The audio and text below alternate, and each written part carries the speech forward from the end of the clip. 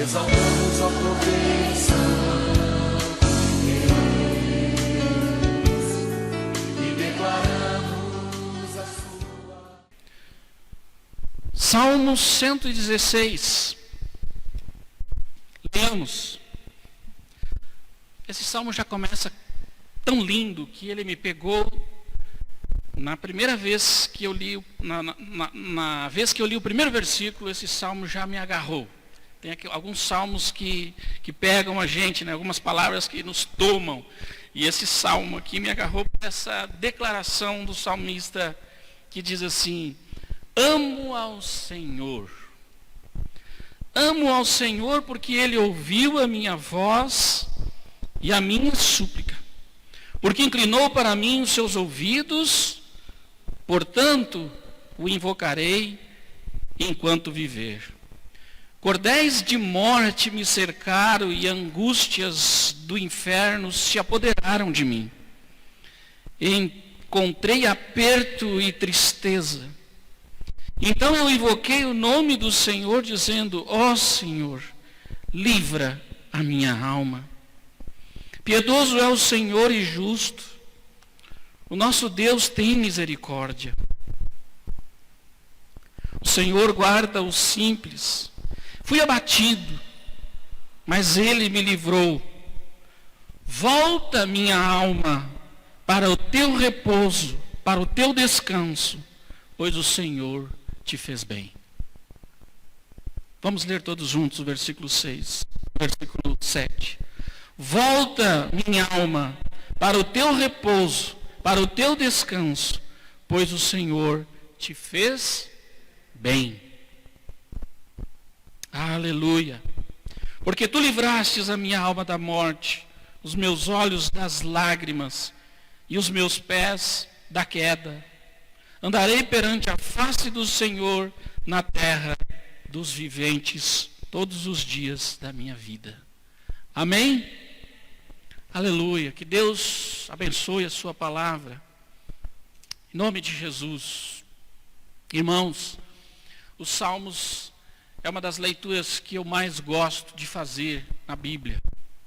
Salmos, na verdade, são cânticos, são hinos cantados. A gente tem aqui escritos, mas você pode ver que ele tem uma linguagem poética. Ele tem uma linguagem que nasce no coração do salmista, daquele que está cantando. Os salmos são cânticos ao Senhor, e muitos desses salmos eram usados nas reuniões, nas sinagogas, onde eles, quando entoavam cânticos, nas festas, nos momentos festivos, os judeus cantavam muitos salmos. Se você estudar um pouquinho mais da cultura judaica, você vai ver que eles são muito alegres, eles cantam. Mas também eles têm salmos de tristeza, salmos que revelam o profundo da alma daquele que está cantando, daquele que está poetizando através dos cânticos. E nesses salmos nós temos ele dividido em duas sessões. Na primeira sessão, o salmista ele praticamente nos revela o estado do seu coração, nos mostra como está a sua alma. Ele se revela, ele não tem medo aqui nenhum de se expor diante de Deus e diante da congregação, diante dos santos. Ele abre seu coração, poeticamente declara para Deus como está o seu coração, como esteve o seu coração. Por isso que eu disse que nós íamos falar um pouco nesta noite sobre emoções, sobre como nos sentimos. Por quê, irmãos?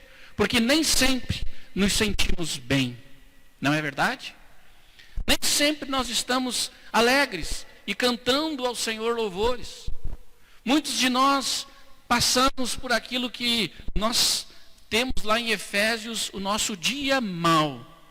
E Paulo nos exorta a que estejamos firmes, a que estejamos armados do Senhor, das suas armaduras, para suportar no dia mau. Todos nós temos um dia mau. Um dia onde as coisas não vão bem. Um dia onde você sai de casa e diz: o que está acontecendo comigo hoje? Você já passou algum momento assim? Faz assim para eu ver se sim. Amém? Não estou sozinho então.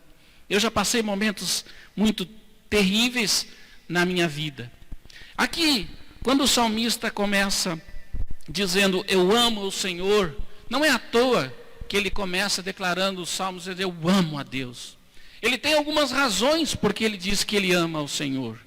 E antes dele demonstrar essas razões, o salmista, ele ao mesmo tempo mostra a sua necessidade, mostra o seu estado, mas ele mostra a razão também porque ele diz que vai andar na presença do Senhor para sempre, ele diz que vai invocar o Senhor para sempre, ele diz que ama a Deus, porque tem algumas razões para o salmista falar isso. E será que nós hoje à noite temos razões para dizer isso também? Eu acredito que sim. Eu acredito que cada um de nós que estamos aqui, temos, no mínimo, uma razão para dizer, amo o Senhor, por quê? E aí você deve completar. Feche os seus olhos, um momento, por gentileza. Por gentileza. Feche os teus olhos. E agora repita comigo, amo ao Senhor, por quê? Complete com as suas palavras. Amo ao Senhor, por quê? Será que eu posso ouvir algum motivo de alguém aqui nessa noite, porque ama o Senhor? Eu gostaria de que você participasse desse culto comigo. Levanta a tua voz e diga, por que você ama o Senhor? Aleluia. Glória a Deus.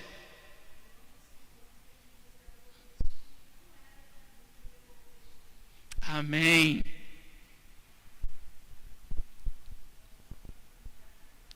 Bem alto, bem alto. Graças a Deus. Que mais? Glória a Deus. Que mais?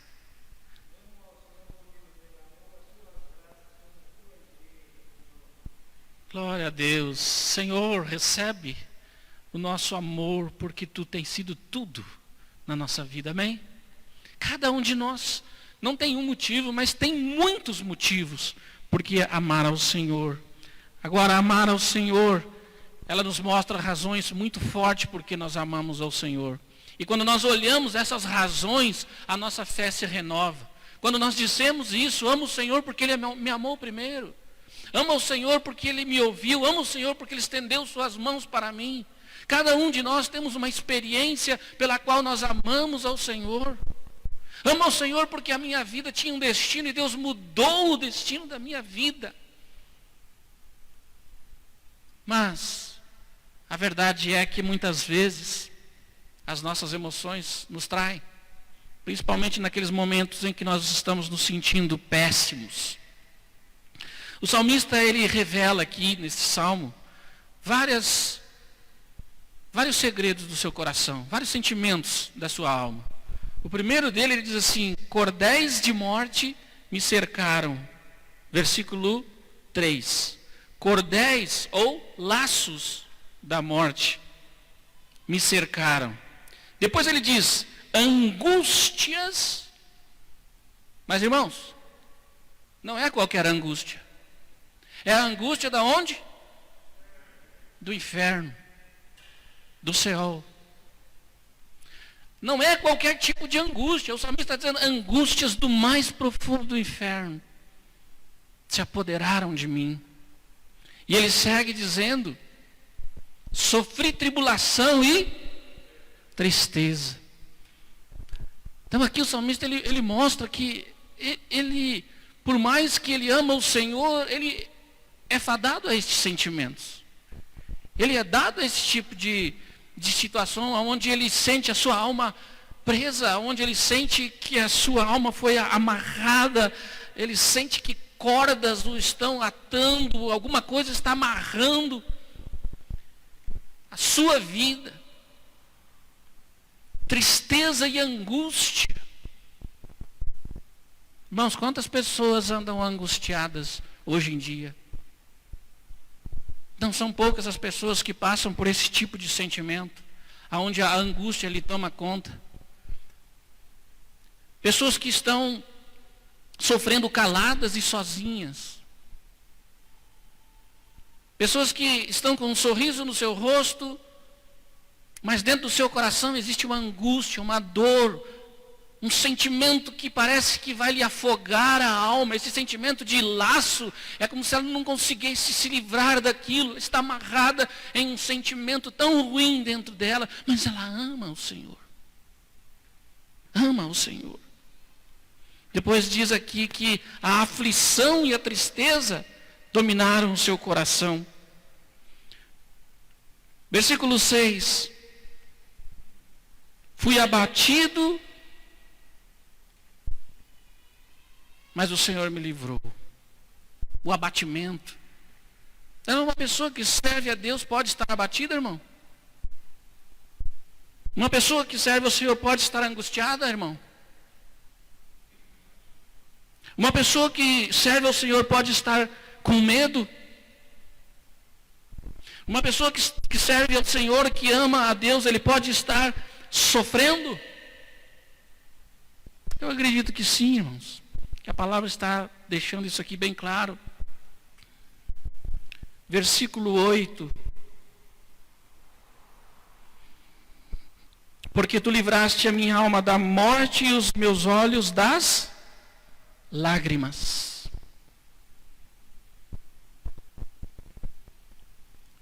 Pessoas que servem ao Senhor podem estar chorando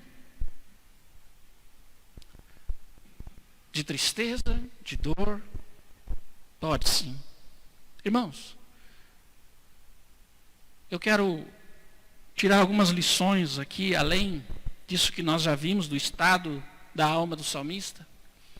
Algumas coisas que nós podemos tirar como lição deste salmo aqui. A primeira, irmãos, é essa.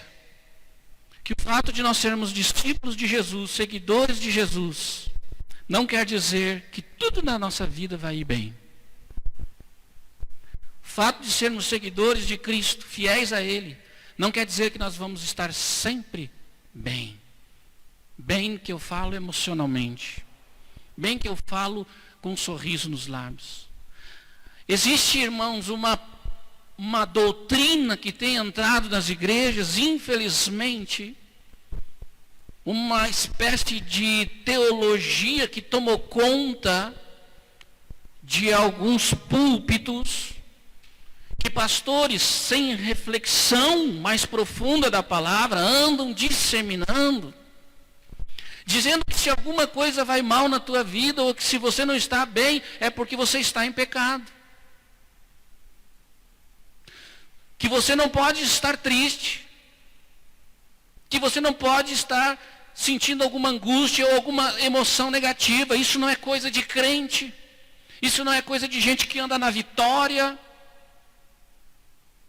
Eles exercem dos púlpitos uma pressão tão grande sobre os fiéis, que na cabeça dos fiéis, eles têm aquele pensamento de que tem que estar sempre bem. Mas quando no secreto do seu quarto, da sua casa, quando inclina a sua cabeça no travesseiro, a sua alma é tomada de tristeza, ou de uma angústia, ou de uma dor, ou de um sentimento que lhe assola a alma, que lhe afoga, angustiando na calada da noite. Pessoas que não conseguem dormir, e a pressão ainda é maior quando eles chegam na igreja para ter um alívio, ou você tem que estar bem. Você não pode estar triste. Você é servo ou serva do Senhor.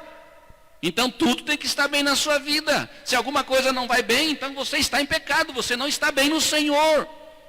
E aí entra em cima deste sentimento que já estamos assolados por eles, já estamos mal, mais uma culpa, mais uma pressão. Isso não vem do Senhor. Isso não vem de Deus. Por quê?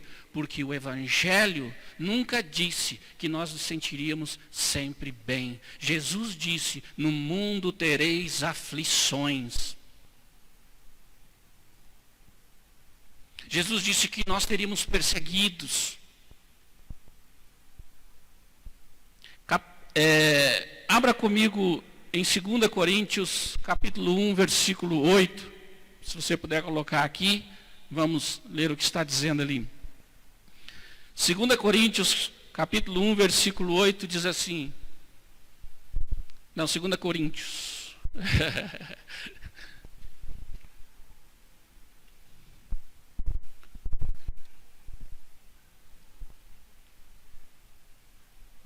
Paulo, irmãos, quando escreve aos coríntios falando sobre as pressões que eles estavam sentindo, ele diz o seguinte: não queremos, irmãos, que ignoreis a tribulação que sobreveio na Ásia, pois que fomos sobremaneiras oprimidos acima das nossas forças, de modo que até da vida desesperamos. Irmãos, olhem para mim. Não é o pastor Nadir que está dizendo que está passando por isso. Não é o pastor Aristides. É quem, irmãos? Paulo está dizendo que tamanha tribulação ele passou ao ponto de desesperar. Se, no entanto, olhem para mim, eu afirmei que nós nunca estaremos sempre bem, não quer dizer também que um crente que está em Cristo estará sempre se sentindo mal. Não me entendam mal. O que eu estou querendo dizer é que nós somos seres emocionais, que nós somos acometidos de sentimentos e situações em que nós temos emoções. E olha o que eu vou dizer aqui, nós não controlamos as nossas emoções. As nossas emoções, elas são involuntárias. Não adianta você dizer para uma pessoa que está triste, fique feliz, ela não vai ficar. Ela precisa de uma série de processamentos no seu cérebro, nas suas emoções, na sua razão, no seu entendimento, para que o seu estado químico comece a voltar ao normal. Irmãos, as emoções são químicas. Elas passam pelo nosso cérebro. E muitas vezes as nossas emoções, elas nos assaltam. Elas atropelam a nossa razão. Porque muitas vezes não passa pelo nosso estado de reflexão. Existem pessoas que se sentem mal por algum problema hormonal, químico. Mas essa pessoa, não adianta você dizer, fique bem, você é filha do rei. Algumas pessoas passam por algumas emoções porque estão sofrendo tribulações, estão sofrendo tentações, estão sofrendo ataques satânicos na sua vida, aonde ela não vai... Quem é que sofre um ataque do diabo e fica rindo?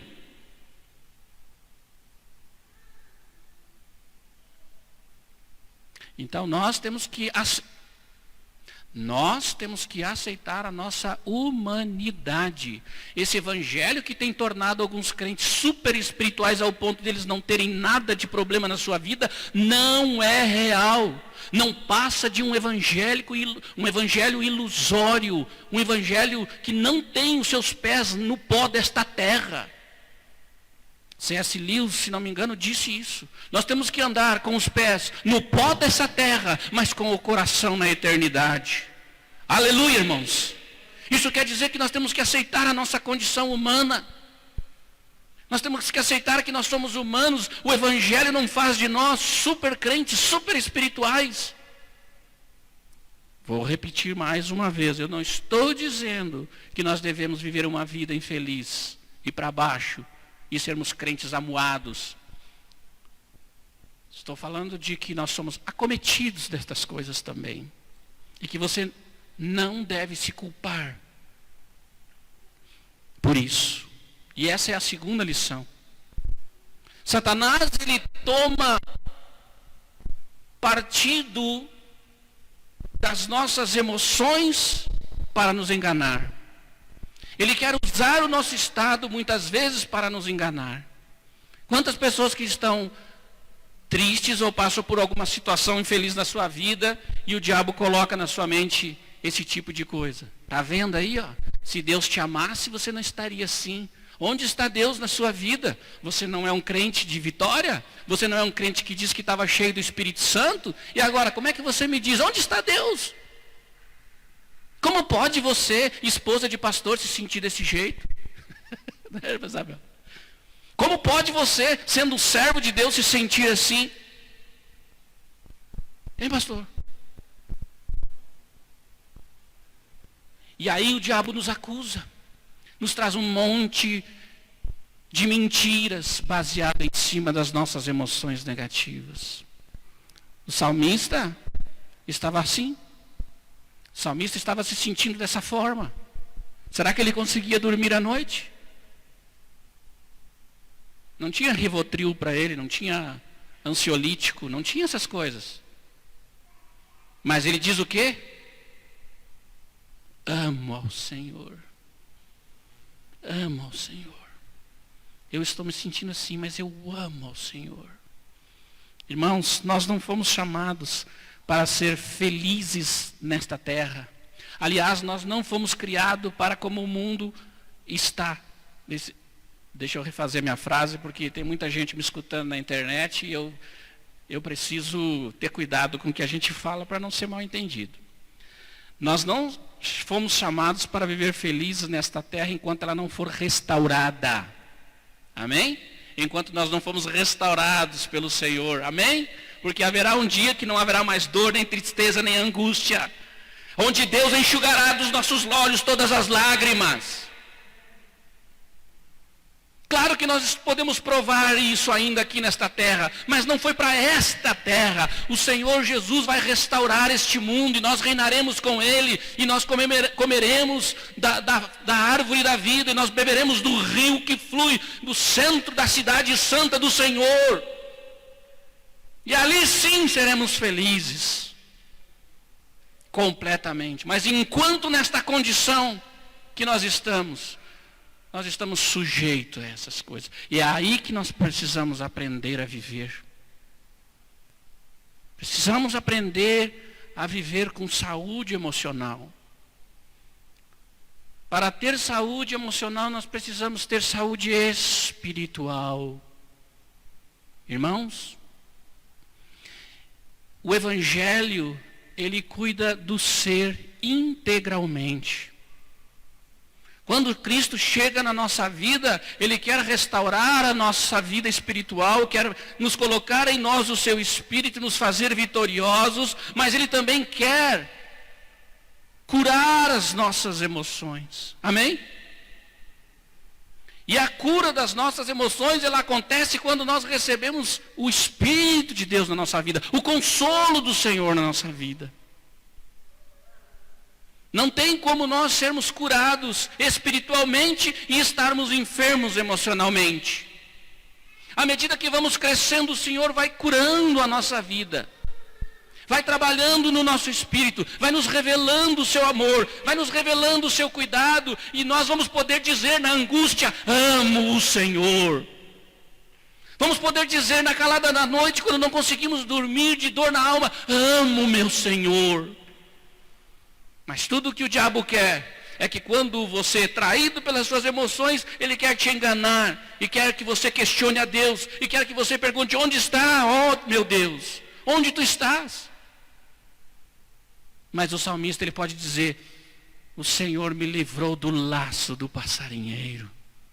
Irmãos, sabe o que significa esse versículo, quando Deus nos livra do laço do passarinheiro? Não é que nós não vamos cair no laço. É que quando caímos no laço e estamos presos ali, alguém aqui já caçou passarinho, né? Fez alguma caçada, sabe? A gente usava aqueles, esqueci o nome, mas uma colinha que a gente fazia quando o passarinho colocava os pezinhos ali, né? Eu fazia isso quando eu era moleque, né? E aí ele não conseguia sair daquele lugar ali. Se alguém não viesse e não tirasse ele daquela armadilha, ele morreria. Deus é um Deus de livramento, meus irmãos. Deus é um Deus de consolo. Deus é um Deus presente. E mesmo quando tu estiveres angustiado, Ele está ali contigo. Deus jamais vai te abandonar. Mas Deus quer que você vença como Ele venceu. Ele não venceu. Olhem para mim. Abra aí para mim. Mateus capítulo 26, versículo 38. Mateus 26 e 38.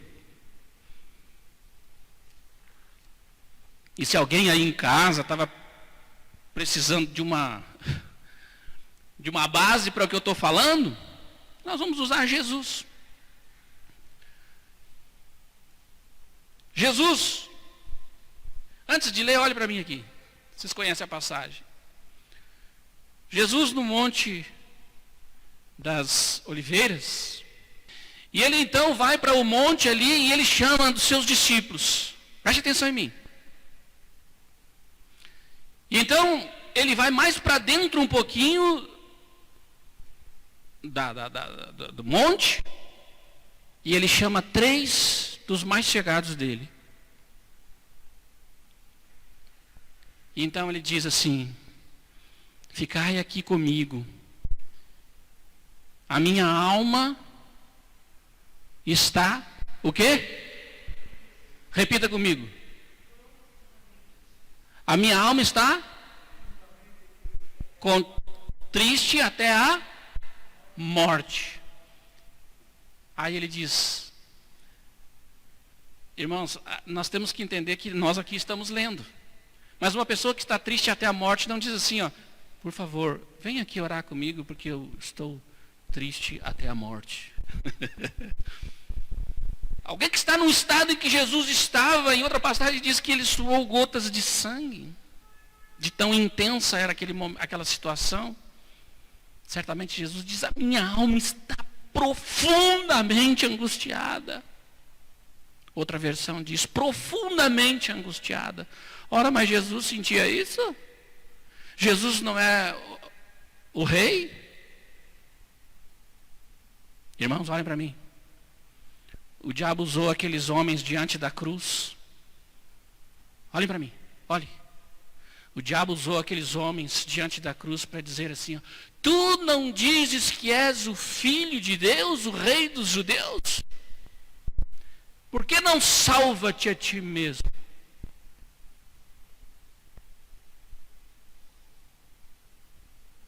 É isso que Satanás faz. Tu não és filho e filha de Deus? Não tem sido pregado que um crente não se sente assim? Sim, tem sido pregado, mas não é o evangelho de Jesus. Porque Jesus venceu a morte com a confiança no Pai, com a confiança em Deus, crendo no Espírito da consolação, crendo que Deus o levantaria dos mortos, crendo que Deus fez um pacto com ele que não deixaria a alma dele provar a morte eternamente. E Deus prova o seu amor levantando Jesus ao terceiro dia. E o colocou num lugar de glória, triunfando sobre as potestades e os inimigos de Deus. Amém, irmãos? Jesus era Deus, mas não teve por usurpação ser igual a Deus. Jesus venceu, mas não venceu como Deus, venceu como homem, na esperança do Senhor, o levantar da morte. E olhe para mim, o mesmo Espírito que repousa sobre Jesus, que repousou sobre Jesus, repousa sobre a sua igreja, para te levantar da morte, para te levantar do leito, para te levantar da dor, para curar a tua alma, para consolar o teu espírito, para te dar o conforto, para te dar a paz. Por isso você deve dizer, ama o Senhor. Amo ao meu Deus, que ouviu a minha oração, que inclinou os seus ouvidos para mim. É por isso que o salmista amava ao Senhor. A Bíblia diz, a quem muito se perdoou, muito se amou. Jesus, aqui vem a terceira lição. Jesus, ele não teve a preocupação de esconder as suas emoções e os seus sentimentos dos seus discípulos. Lição para nós, os líderes. Para todo mundo, né? Mas principalmente para alguns líderes que estão sucumbindo ante a dor, a luta da obra e do ministério. Talvez tenha algum líder aí me escutando, ou vai escutar essa mensagem. Ela é para você. Jesus, como nosso líder maior, como nosso mestre, ele não teve vergonha de chamar os discípulos e revelar o seu coração e dizer: fiquem comigo, eu preciso de vocês aqui agora, porque a minha alma está triste e angustiada. Jesus poderia ter pensado assim: rapaz, como você vai falar isso diante dos seus súditos? Como que você vai falar isso diante dos seus discípulos? Você vai fraquejar agora? O que eles vão pensar de você? Você sendo líder, dizendo que vai restaurar Israel, agora você vem e fraqueja diante deles? Não. Jesus nos ensina um dos grandes segredos da humildade e do que é o Evangelho. Nós não podemos negar a nossa humanidade. E a terceira lição é essa: não esconda as suas emoções. Não dá uma de fortão, de fortuna, de Mulher Maravilha e de Super-Homem. Você vai sucumbir, o diabo é mais esperto que você. Mas graças a Deus que você tem o Espírito do Senhor sobre a sua vida. Olha o que disse o salmista. Existem duas coisas, irmãos, para nós vivermos num estado assim e sermos vitoriosos. Duas coisas, e o salmista diz isso. Primeiro, no versículo 1, no versículo 2, ele diz assim: invocarei ao Senhor enquanto eu viver. Versículo 4 diz o quê? Então, invoquei o nome do Senhor. Irmãos, a primeira coisa que nós temos que fazer é abrir o nosso coração, invocando ao Senhor. Na hora que estamos na luta, nós não temos que achar que somos fortes. Paulo disse: olha, quando eu estou fraco, aí é que eu sou forte. Por quê? Porque o poder de Deus se manifesta onde? Na minha fraqueza. Aí ele deduz a conclusão: então agora eu entendi. Quando eu estou fraco, aí é que eu estou forte. Por quê? Porque Deus quer ser vitorioso em você. Deus quer te dar a vitória. Mas Deus não te dá a vitória te tirando as situações. Deus te dá a vitória te dando graça para suportá-las, te dando consolo para suportá-las, te dando livramento como deu aqui. Minha alma estava profundamente angustiada, mas então eu invoquei ao Senhor. Salmo 18 e versículo 6. Reflete o que o salmista está dizendo aqui, e você vai ver isso em muitos livros, muitos dos salmos. Na minha angústia invoquei o Senhor, sim, chamei ao meu Deus, do seu templo ouviu ele a minha voz, o clamor que eu lhe fiz chegou aos seus. Irmãos, presta atenção aqui em mim, tem revelação nessa palavra aqui, irmãos. E eu vou te dizer qual é que é. Invocar ao Senhor, você sabe o que significa? Muitas pessoas confundem invocar com orar. Invocar ao Senhor significa mais do que orar. Invocar ao Senhor significa gritar, clamando incessantemente. E vocês vão observar isso quando diz ali, invoquei o Senhor, clamei. Ninguém clama assim: fulano, vem aqui. Como é que a gente clama? Por favor, me escute, eu estou gritando. Clamei. E o meu clamor chegou aos seus ouvidos. Sabe qual é a revelação aqui? Deus permite essas situações na nossa vida para que nós o busquemos com intensidade. Deus precisa ensinar um segredo à igreja. Deus quer que a sua igreja atue mais do que orar, para nós recebermos de Deus sua graça, sua misericórdia, sua força, sua revelação e seu poder, nós precisamos o quê? Clamar. E tem gente que fica passando necessidade, tristeza, angústia e fica se lamentando, fica chorando, choramingando, que eu quero dizer, se lamentando. Chorar, todo mundo tem que chorar mesmo. Como eu disse, nós não podemos esconder as nossas emoções. Nós temos que procurar um amigo, nós temos que procurar alguém e dizer: olha, eu estou me sentindo mal, eu não estou me sentindo bem, me ajuda, ore comigo, vamos clamar comigo. Mas principalmente, Deus, para que nós sejamos totalmente dependentes dEle, Ele quer nos elevar além da oração. Ele quer nos levar ao clamor. Irmãos, tem gente que nem ora. Como é que vai ter vitória? Tem gente que para orar 5 minutos com Deus já acha muito. Não é à toa que estamos cheios de crentes derrotados. Não é à toa que estamos cheios de crentes fracos, de crentes que precisam ir a cultos para se sentir bem. Deus não nos chamou para nos sentir bem. Deus nos chamou para crer. E crer não depende de como eu me sinto.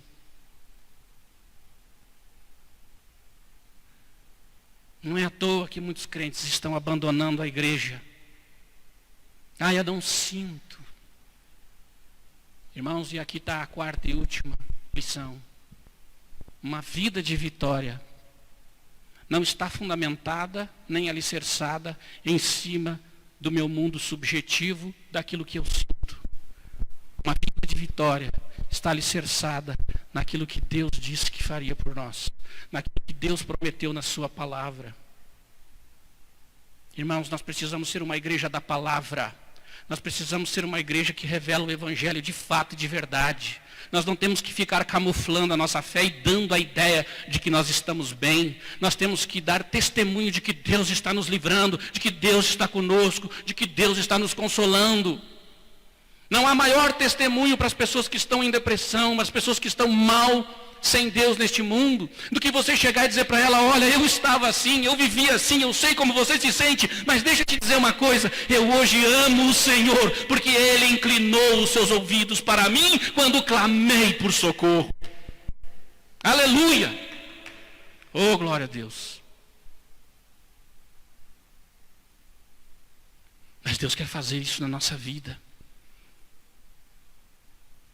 E para isso nós temos que ser crentes da palavra. Precisamos ser crentes que creem nas promessas de Cristo a qualquer custo. Não importa como eu me sinta, não importa como eu esteja. O meu estado emocional não invalida a palavra de Deus sobre a minha vida. Repita comigo. O meu estado emocional não invalida as promessas de Jesus a meu respeito. Tudo, irmãos, que Jesus disse para você no Evangelho é verdade. Tudo que Jesus prometeu é verdade. E Ele vai cumprir na tua vida. Eu estou falando porque creio nisso, porque creio nessa palavra, porque Jesus disse e não sou eu que estou dizendo. Jesus disse: tende bom ânimo. Eu venci o mundo. Não está escrito, né? E vós vencereis, mas nós venceremos. Amém? Jesus, quando estava para ir ao céu, Ele sabia que ia morrer, irmãos. Ele sabia que ia passar pela cruz. E Jesus orou intensamente, irmãos. Com clamor. Jesus não orou, Jesus clamou e disse: Pai, se for possível, passa de mim essa hora, sem que eu beba desse cálice. Mas não seja feito o quê? A minha vontade, e sim a tua vontade, que está nos céus. E pouco antes disso acontecer, quando Ele disse que essas coisas estariam por acontecer, os seus discípulos entram em um estado de choque. João capítulo 14 ou 15, se não me engano, 14, acho que é 17, por ali. E ele diz então, que iria ser entregue nas mãos dos pecadores, mas que iria para o Pai, e os discípulos ficam amedrontados. Seu estado emocional não era mais daquele quando eles vinham expulsando demônio e alegres porque os espíritos se sujeitavam. Não, agora eles estavam com medo. E Jesus diz o seguinte: não se turbe o vosso coração. Credes em Deus, crede também em mim. Se assim não fora, eu vos teria dito. Irmãos, esse é o Evangelho de Jesus. Credes em Deus, crede também em Jesus. Certamente, Ele vai honrar a tua fé. O teu estado emocional não invalidam, nem atestam uma verdade sobre a sua vida. Porque quem atesta a verdade sobre a sua vida é o Senhor Jesus. E se você está na mão dele, ele vai cumprir o que disse para você. Eu te desafio a crer em Jesus. Eu te desafio a levantar hoje e questionar toda a tua dor, toda a tua angústia. Eu te desafio a dizer, como o salmista diz: amo o Senhor. Hoje eu amo o Senhor. Porque eu clamei por socorro e ele se inclinou para mim e me ouviu quando eu clamei. Deus se inclina para ouvir o clamor dos justos. O que tem acontecido é que não há clamor. O que tem acontecido é que não estão clamando. E clamando incessantemente. Eu te desafio a desafiar Jesus. Eu te desafio a fazer um voto com Deus nessa noite, como ele diz aqui: pagarei todos os meus votos ao Senhor na presença da congregação. Por que ele fez isso? Porque Deus o ouviu. E ele agora, com alegria, ele vem na congregação e diante de todos, ele paga os seus votos. Ele diz: o Senhor me ouviu, por isso eu amo o Senhor. Você precisa provar deste amor de Deus. Este amor que vai fazer inundar a sua alma ao ponto de dizer: não importa como eu me sinto, a verdade não está no que eu sinto.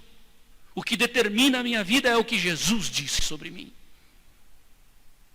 Amém? Vamos ficar de pé, irmãos. Aleluia.